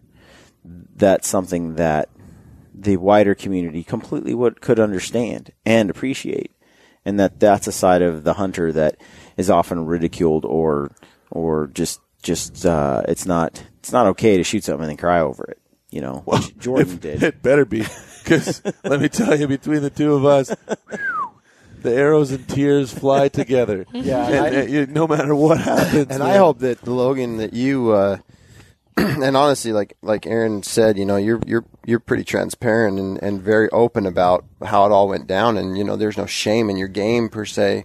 This is who you are. This is who I am. You know, emotionally, I was at a low, and I mean, he kind of touches on it, but like we all had some, what was cool is all three of us had some firsts last year. I shot my first elk with a bow as well in Montana, not too long after you guys had your experience. And, it was difficult without going in the story at all. I had a moment too where it wasn't, my first shot was a good shot, but he ducked my arrow and he took it a little bit higher than where I should have placed it. And I had to put another one in him, and then I had to put another one in him, and he left a red carpet, but I watched him expire in front of my eyes, front of me. And so it wasn't your Primo's moment. It wasn't double lung. Oh, trail. He's down. Falls over. Yeah. And it wasn't that at all. In fact, I had to watch this animal suffer, and I had unleashed my quiver on him to try and help him. The follow-up shots were really good, and all of them were good. What blows your mind is how strong an elk is. Oh man! But the thing is it was looking right at us. Yeah. Like, why are you doing this? Like, just the look in its eyes was intense. Like, there was a fear. There's just this locking eyes with it that you realize you don't get to like shoot it and then look away or pretend like it was smooth and easy. I've killed a few animals in my life. And actually, most of my shots on animals have been one and dones. So I have never experienced, that.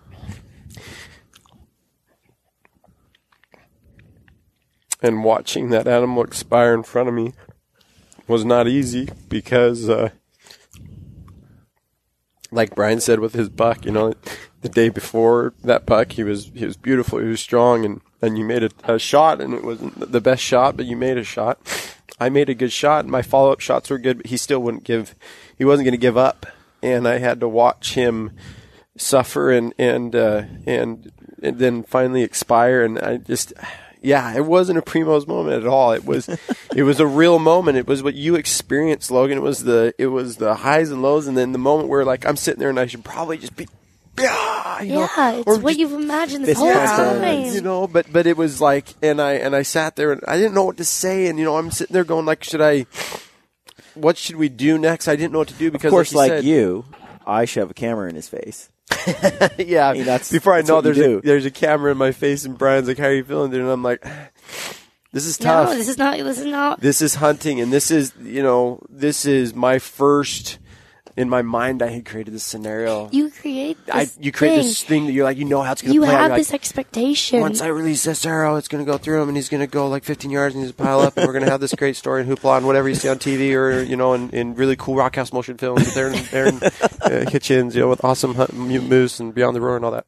And it wasn't that at all, but it was real. It was how I think it is for a lot of people.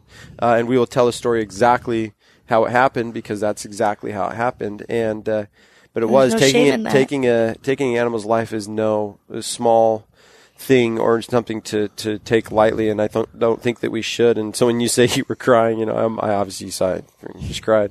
We're all kind of little ballers in here, but hunting is pretty incredible, not only to the community that we have here, the friends and the families and the people that we love and cherish and want to share those things with, but I think just that respect and that understanding of how serious and what we're doing and how lightly we shouldn't take it.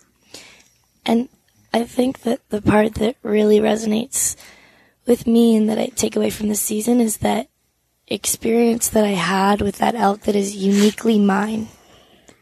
Like that connection for the highs and the lows is me and him.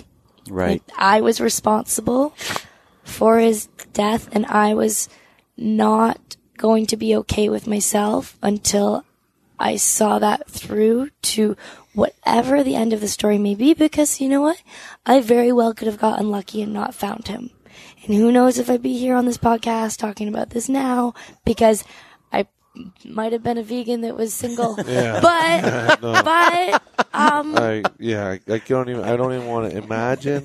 I truly left her in bed that morning going to New York, and I'm like, I don't know if I'll ever see this woman again. I mean, I truly. Those are the thoughts in your mind. I'm telling you, like, that's one thing I wanted to ask was throughout this, as we're hearing this whole story, Logan, is how did Aaron handle this whole thing, like throughout the whole thing? Because, I mean, I am not the most patient human being. Like, and sometimes I'm like, suck it up, Buttercup. We got to go. And it's really hard. Like, I hunted with my daughter the other day, and you know, and I've hunted with some friends, and it's like one of those things where it's not easy for me sometimes to be the most patient person when someone's having a hard time. And it's funny because, you know, it's just not that easy. And I'm curious if how Aaron handles all of this. I feel super, super fortunate because I think that the reason that I had success and the reason that I've fallen in love with hunting is because of Aaron. Because Aaron introduced me to hunting on my terms. He did not try to push an Aaron agenda. He has something he loves to do. And a lot. I am very, very grateful for his wherewithal that he knew that the only way that I was going to love it is if I fell in love with it for my reasons to fall in love with it. So Aaron was super patient about walking very slowly. I'm a slow walker. We've gone through this before. And so Aaron walked slowly with me. We would work on it, and sometimes and he was good about being like, okay, you need to walk faster now. And I was good about trying to walk faster in that moment, but he didn't push me the whole time. It was not like, you're too slow, because then that's just exhausting to have someone tell you you're too slow. When I needed to be faster, he would tell me, and I would try my hardest to be faster. We got into the biomechanics of it. There was bigger steps more often. Who knew? Bigger steps more often, you can walk faster. But and Yes. things like eating, I get really hangry, and he was Good about that. Lasagna. And so he was very patient throughout it, and just trying to have it be what I needed, which I was and am extremely grateful for. And he wanted success as badly as I did, and it was such a team effort and team mentality that he didn't get frustrated with me for my shortcomings because he knew that I was giving it my all. So on those days that I was really low, I'm sure the day that I had a meltdown and needed French toast and to go to the laundromat, I'm sure he was like, "Are you flipping kidding Ruts me? firing, elk bugling. What's going on?" Wake up. Nope, not today. Just jamming French fountain of toast, tears baby. into Yeah. town. French toast down the hatch. Yeah, and I'm sure that day he wanted to murder me, but That's extreme. maybe not murder. I'm sure he wanted to leave me behind in the tent and just go kill an elk himself. That's more accurate. But he was just really great about letting me go through the motions because it was a team effort. Right. It wasn't, and I'm sure it'll be interesting now that I've had success because it was all about me, which How was do you great. like me now? Yeah, but now when we're doing his hunt, I'm interested to see if we're hunting for Aaron's success. He might Leave you behind? Yeah, which is fine because if I'm hindering his success, go for it. But yeah, he's great. And then the night that we didn't find the elk, when we're leaving the bush, he got upset then to This is amazing. I feel so bad about this, but we're walking out, and I mean, this is really tough, right? This it's hard on him too. It's like You're going off to a wedding. I'm going off to a wedding, and There's I mean, a- I've called this thing in. Yeah. Broadside 25 yards, no idea we're It's there. his elk as well, It's yeah. perfect. Everything's perfect, and she made a mistake, and I know it's a mistake. It's not a mistake. It happens to everybody. Yeah. but on the way out, it was dark. And I don't think we were using lights because we didn't want to, just didn't want to walk by him and spook him. He's still alive. So I trip over this log and fall, and I'm, a lot of pent-up emotions. And so I just, Logan's ahead of me on the trail, and I get up and I just kick this stump as hard as I can. And all of a sudden I just hear, and Logan's like, ow!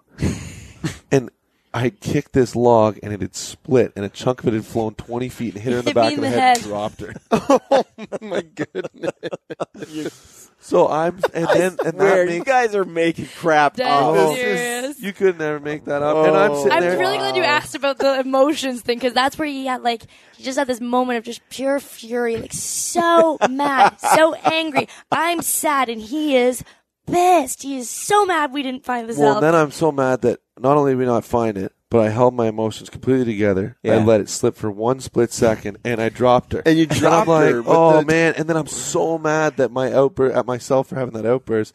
But then I'm mad at the log because, that is horse shit, man. And then he was not how that's supposed to work. Half mad at me. He was like, I didn't know you were walking. And I'm like, okay, well, I'm trying to walk back to the truck, as I'm crying. And he's just clearly, when you're kind of embarrassed that something happened, so you're just angry all around. I've done that to my kid before. Oh, yeah. Where I throw a fit, yeah, and there's collateral damage. It was not intentional. No. I didn't even mean to hit my kid, but that kid got nailed by this. Clarification, folks. I didn't even mean to hit the kid. That's right. Yeah. I was kicking some toy across the room, acting like an idiot because it was dirty. Whack! I'm like, oh.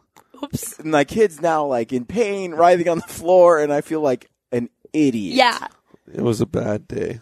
Yeah, so that was a funny little. It was a hard day. Moment. It was a good day, but it was a tough one. And then when we got back in the truck and I was the most upset, Aaron did a really good job of just kind of letting me feel my emotions. He didn't try to cajole me out of them. He listened. I didn't really want to talk. I just was kind of silent with tears, just rolling down my face, and that was really nice. He didn't push. He's not it's okay or this. It'll be all right. Because it's not okay, exactly. and it wasn't going to be all right. And I was so happy he never, ever, ever said it's okay. Because the thing is, it was not okay. Well, and it's never okay to hit your, love of your life.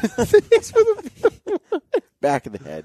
Yeah. Oh, back of the head. Yeah. Sneak attack. Boom. There That's you go. a small part of the story. I just love that you asked that question, because that part of the story never comes up because it's until you ask. Brian's really good at asking the right question to bring out the right. It's not necessary. So yeah, I just he was great, and I was really, really fortunate. I think that also as you asked how are you changed and whatnot, I think that whole experience also really strengthens our relationship too, because we worked together for this common goal so hard. It was hard, and then we accomplished it, but kinda, and then had this low. And so just being able to go through all of those highs and lows together and come out still in love, I think that's pretty great accomplishment too. And I think that I'm very fortunate all the way around. That's awesome. Mm-hmm. Aaron, when she was distraught and was thinking about becoming vegan again and all that, what was going through your mind? I just felt sorry I was in awe at the volume of human sadness that I was experiencing. It was truly, the part of me was just I can't believe that anyone can be this sad. And there was a true, I'm a little bit shocked there, but it was just hard to see. Logan. Yeah. I mean, that was different. It was still a little heavier. Yeah, it was not just a little heavier. It was pain, man. It was pain. It was self-loathing. She hated herself. And the thing is, I've very fortunately have never lost a family member or close friend. I've never experienced a human death fairly close to me. So this is an experience with death, and this is an experience with death that I caused. And that was heavy. Mm-hmm. my regular swing of emotions Heavy. is light. There are high highs, there are low lows, and they're back and It's forth. light? It's not light. Well, it might not be heavy, but it ain't light. Honey. Let's be real. That's why we have Logan's Feelings on Yeah, Instagram. Yeah. Best Yeah. page you could ever follow on Instagram At is Logan's Feelings. At Logan's Feelings. Please go follow. This is for charity. It's for charity. Oh man, It's we for Logan. should. It was Gosh. just painful. It was just really tough seeing somebody that I love go through that and the disappointment that she felt in herself and and like to what she said, there's nothing you could say. You having grown up hunting and it being part of your life and all that, how does observing Logan? I mean, because I hear her story and it makes me think. It causes me to even give pause for my own thoughts on what I do in a way and think deeper about it sometimes than because there are times where I'm like, yep, killed one, stacked it up, it's in the truck, we're heading home, we're putting it in the freezer. There's not a lot of reverence with it at times, And hearing Logan tell her story and seeing how much value she places on life, it's just interesting, Yeah, I think, I'm very lucky to have grown up in a group of people with my family and the guys that sort of raised me as a hunter. We have like in Ontario where I grew up, we sort of have hunt camps. Yeah. I was a member of the Annapurna Hunt Camp and still am, I suppose, but it's a group of guys and they're all, they're good hunters and they're good sportsmen and they're, they sort of laid the foundation as far as cherishing and respecting the harvest and the opportunity. And interestingly enough, I grew up hunting pretty unsuccessfully. Ontario whitetail hunting is very difficult. Right. And so I think that just because of the simple scarcity of opportunity, whenever we did shoot something, it was such a big deal that the sort of reverence for that life just came with that. It was such an event when it happened. But I think that instilled sort of this level of reverence and not understanding. Not to take it for granted. Yeah, definitely. I definitely don't take it for granted. And then, I was just, honestly, the way that I felt was I was just proud. I'm proud to see this person that understands what she's doing and she's still willing to do it. And she's confident in why she's done it and she's confident why she'll do it again.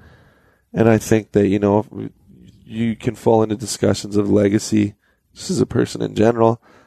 And, I'm proud of her success and her journey because if there's something that I would consider to be my legacy, it's that I have such a strong passion for the outdoors, for hunting and fishing specifically.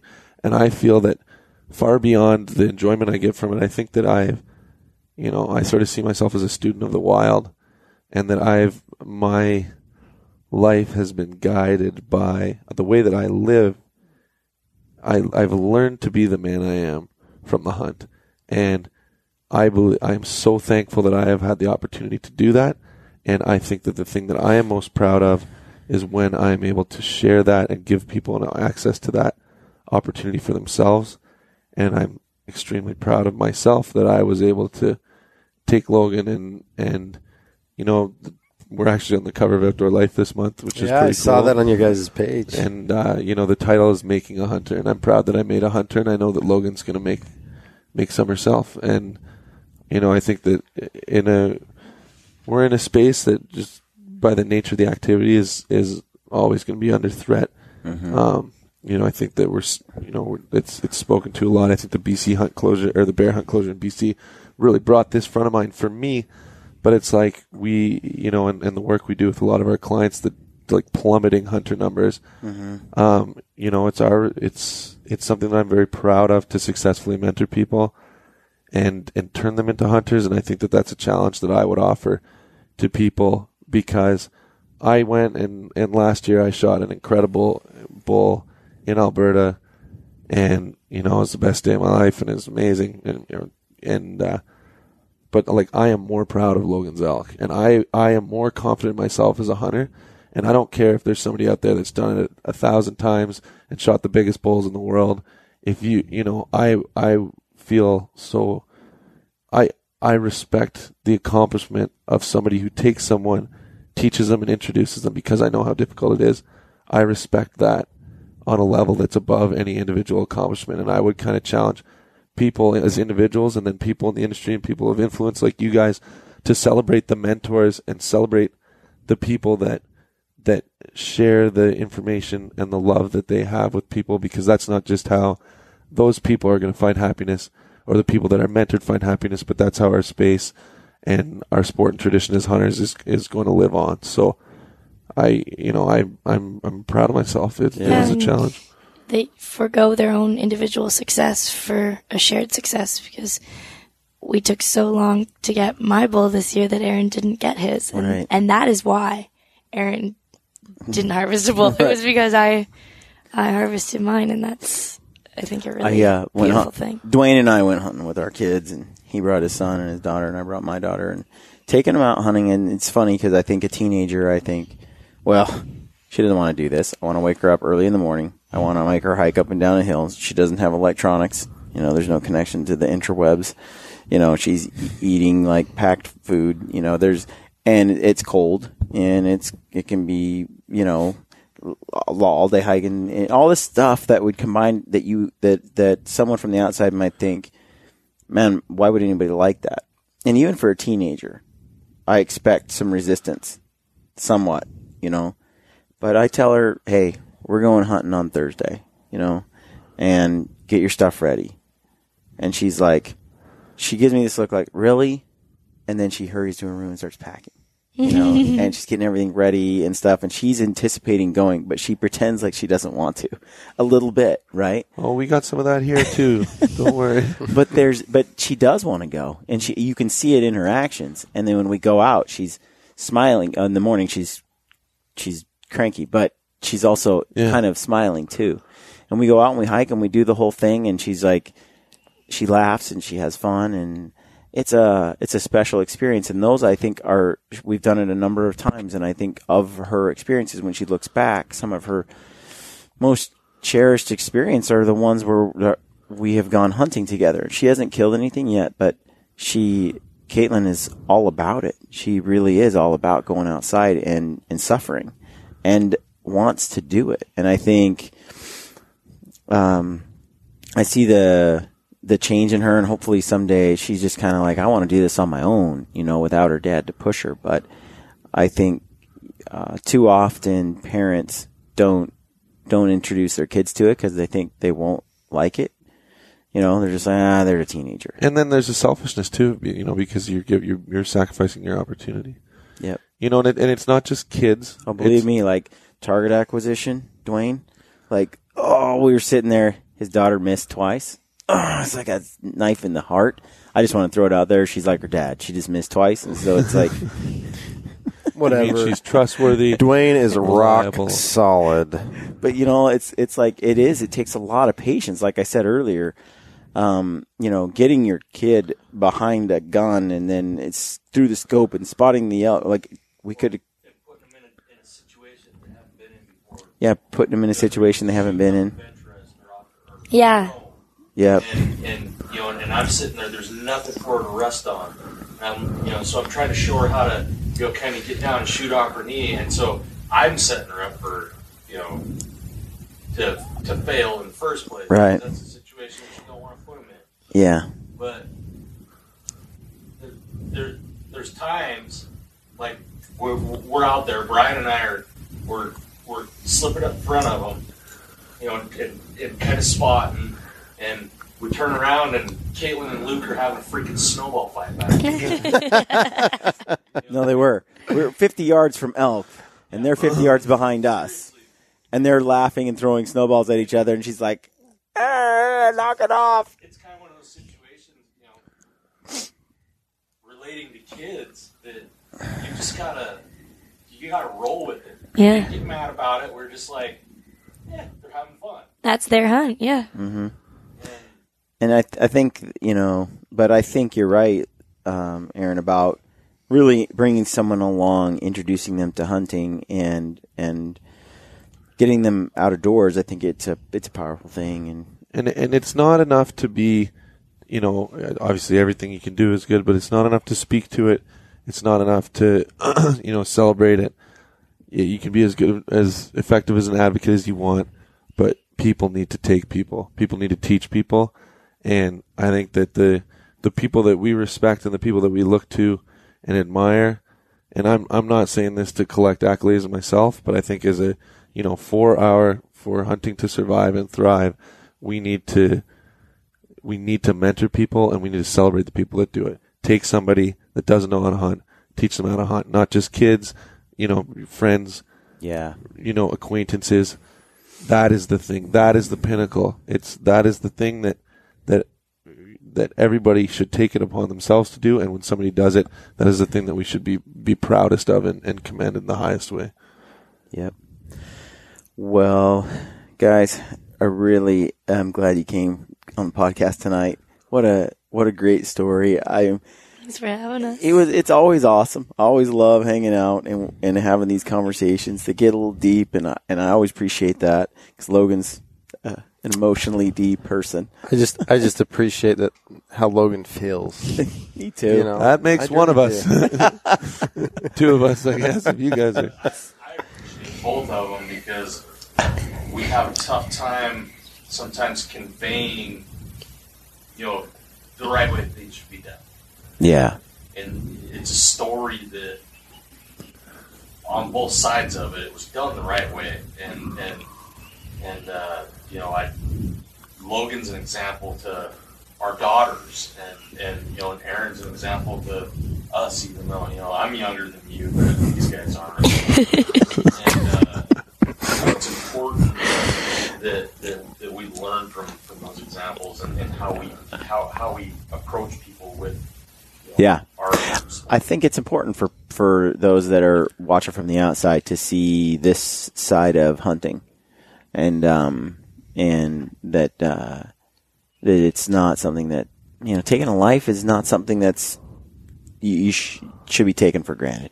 I love the word that Aaron used, reverence. I think it's completely applicable to that we do, while the sport itself, or not sport, or the pursuit itself, and the tradition that we have, and the passion, and all these things. Well, it's so much fun. Like I think the comparison that you drew from your elk hunt to your whitetail hunt, and how different it was, being So surrounded different. by everybody and beers all around, and everybody, Yeah, it was amazing, and bucks yeah. and trucks and rangers and all that stuff, and from some solitude and a very culminating event of just emotions and all that to. When it all happens, there's some reverence there. And it's how I was raised, and I'm grateful for a father and a mother and a family that had reverence for lots of things in life. And my dad was the same way in hunting. He had always had reverence and respect for the animals and taught Casey and I that. And so when you said that word, it just struck a chord, and I was like, I love that Aaron said that. I think that there's a lot of people coming to hunting that are like, how did Ranella say it? Adult onset hunting. Or something like that, like late onset pursuit disorder. Yeah, like they're getting That's into me. hunting as adults, not as people who grew up doing it since they were little kids, who are used to the deer hanging in the garage that their dad brings home when they're 3-4 years old. That's playing with the hooves after they chop them off, and it's like cooking the steaks on the grill. Like all those things, when you grow up with it, it feels just sort of part of life and more natural. And you got to remember as a hunter, if that's your background, that there are people like Logan that are coming into this, and even Jordan, in a way where Jordan didn't hunt. It's an adult onset hunting, really, like for him, especially pulling the trigger himself. And so I think that when you look at it from that perspective, a lot of those people that are coming to it later are coming to it. It's a little harder for them to deal with, the taking of a life, because they haven't had to do it before, or they haven't chose to do it before. And so I think it's, and there's more and more of those people, like the paleo, the CrossFit, the people that want to figure out where their food comes from, or, the Joe Rogans, right? They're like, okay, I'm ready to do this. And, so I think it's important for hunters to remember that are kind of grew up in this their whole life. So Thanks for coming on the podcast. I only have one more thing I need from you guys. When you get home, I need an Outdoor Life magazine edition with your signatures on it. Yeah, can I get one of those too? Actually, please? I just need Logan. You can sign it too, Aaron. But I need it for the new office. I want to put that up in there. Is that cool? Yeah. Did you guys do that? And In his new studio, they look great in the new studio. It's a great issue because it's about making a hunter. It's about the stuff that we talked about, and I think, in a digital world, people don't take the time to spend with print, and I would encourage. Obviously, I have a relationship with the people that create that magazine, but it is the voice that I think all of us need to take the time to listen to. So subscribe to not just this podcast, but I think considering a subscription to that magazine keeps you pretty grounded, and that's a really great issue. So go check out Outdoor Life. Make sure you guys check out Rockhouse Motion. They're a pretty cool group of people as well. Check out Logan Phils on Instagram. Logan's Feelings. Logan's Feelings, right? Logan's Feelings on Instagram. And You guys then, are the worst. as always, guys, this has been this is the Gritty Podcast. Signing off. ATA After Midnight with Rockhouse Motion. Stay gritty. Don't be dead weight. I have tremendous respect for this buck and his will to survive. He didn't go down easy, and I have mixed emotions about that. At times like this, I am reminded of a quote by Fred Bear, which somewhat describes my thoughts on this matter. Quote, I have always tempered my killing with respect for the game pursued. I see the animal not only as a target, but as a living creature with more freedom than I will ever have. I take that life if I can, with regret as well as joy, and with the sure knowledge that nature's way of fang and claw and starvation are a far crueler fate than I bestow. I do not hunt for the joy of killing, but for the joy of living, and the inexpressible pleasure of mingling my life, however briefly, with that of a wild creature that I respect, admire, and value.